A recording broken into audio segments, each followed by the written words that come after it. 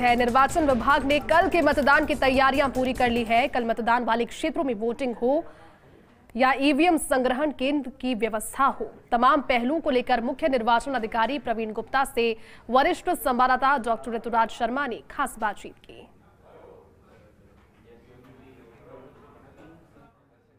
मतदान केंद्रों सहित तमाम बारीकियों को लेकर हम हमारे साथ हैं सीईओ प्रवीण गुप्ता, इनसे बात करते हैं। जो कम मतदान वाले क्षेत्र हैं, जो केंद्र हैं, उसकी मॉनिटरिंग किस रूप में कल की जाएगी?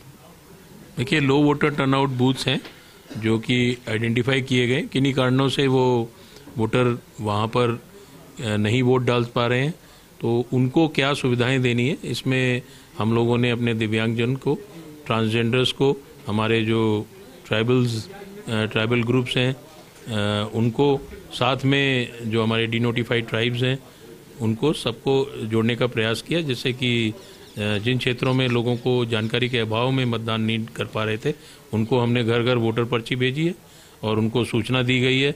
और हमने एक सप्तरंगी सप्ताह मनाया था जिसमें सभी लोगों का उसमें सहयोग प्राप्त हुआ है। महिलाओं से ने बढ़ चढ़ कर हिस्सा लिया है।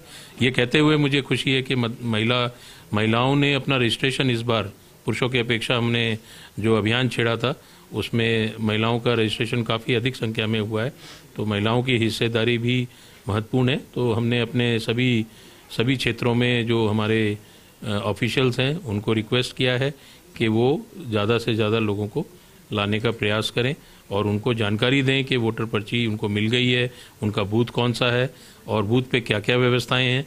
तो मुझे उम्मीद है कि हमने संपर्क किया है उनसे, प्रत्येक वोटर से वोटर पर्ची के मार्फत, तो आएंगे वो ज़्यादा से ज़्यादा संख्या में, ऐसी हमें उम्मीद है। नवविवाहित महिलाओं को भी खासी संख्या में जोड़ा है जो पहले इतना नहीं जुड़ पाए थे, तो इसको लेकर क्या रहा अभियान अपना रहा, उसकी वजह से ये जुड़ पाए?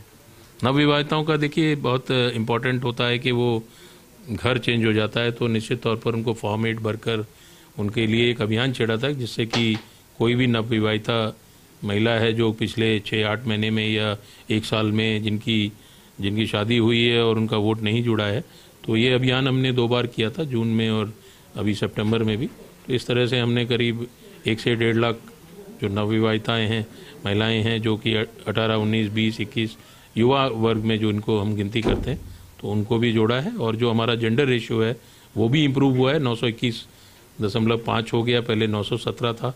तो महिलाओं की भागीदारी भी सुनिश्चित की जा रही है। युवा वोटर्स जो पहली बार वोटिंग करेंगे उसके लिए खास प्रयास किए गए इस बार, कितनी बड़ी संख्या मान सकते हैं हम कि ये युवा वोटर चल के आएगा और वोट करेगा?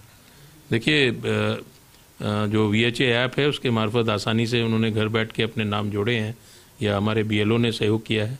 तो 22,61,000 तो अगर करणपुर सीट को हटाते हैं, अदरवाइज 22,72,000 हमारे 18 से 19 साल के युवा जुड़े हैं हमसे पिछले 1 वर्ष में।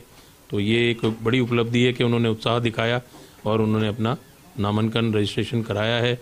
और मुझे पूर्ण उम्मीद है कि जिस उत्साह से उन्होंने रजिस्ट्रेशन कराया उसी उत्साह से वो वोट डालने भी आएंगे। पहली बार वोटर्स को हम लोग सर्टिफिकेट भी दे रहे हैं, उनके लिए सेल्फी पॉइंट्स भी हैं, और सेल्फी पॉइंट को अगर वो सोशल मीडिया हैंडल पे डालते हैं तो आकर्षक सर्टिफिकेट्स और इनाम भी हैं। तो इस तरह से सभी जिला निर्वाचन अधिकारियों ने प्रयास किया है कि किस तरह से अपने पहली बार के युवा साथियों को जोड़ें।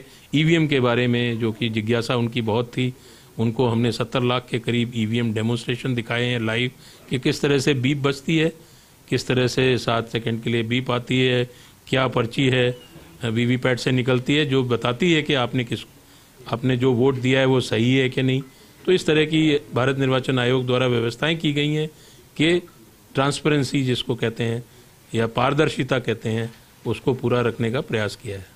तो ये हैं सीईओ प्रवीण गुप्ता। इनका कहना है कि वोटिंग की पूरी तैयारी हो गई है और जो निर्वाचन प्रक्रिया है वो सही मायनों में संपन्न होके और जो मिशन 75 है उसको लाने में कामयाब हो सकेगी, क्योंकि खासे नवाचार किए गए हैं। कैमरा पर्सन मुकेश के साथ Rituraj Sharma, First India News, Jaipur.